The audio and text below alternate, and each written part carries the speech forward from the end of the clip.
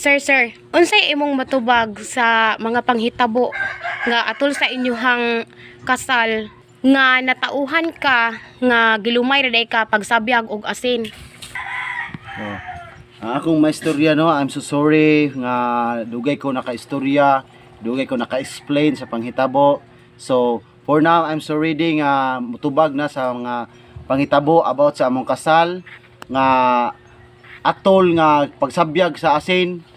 nga natahuan ko nga gilumay ko. Ang ako yung maistorya gyud kung unsa ka tinuod, ma-feel ginako nga gilumay gyud ko sa akong bride kay when I was the one people nga gisabyagan ko og asin unya natingala lang ko nga unsa ni nga naa man ko di sa altar nga feel nako dili pa man ta ko ready nga makasal kay sa akong pangidaron nga sa 60 anyos gusto ko nga mo kasal ko og 70 anyos na unta akong edad kay sobra pa nako kabata unya tinga ko biro pero but I'm so happy nga nakakuan ko og bride ngayon ato pero mao day nga feel sa akong hunahuna og kasing-kasing nga na we have a lacking feelings of me. So pasabot day nga dili day to tinud-anay nga kalipay sa ako ang kaugalingon. Mao day to nga tingala gid ko akong nahinuktukan pag ayo nalipay ko pero feel na ko fake ra nga kalipay ba mao day nga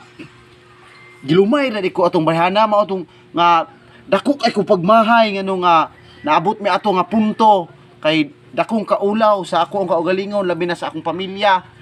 nga naana ka sa altar nga feel nimo happy na unta kay ka but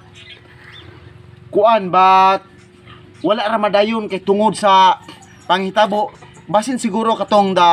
kanang we have one people through me asin nga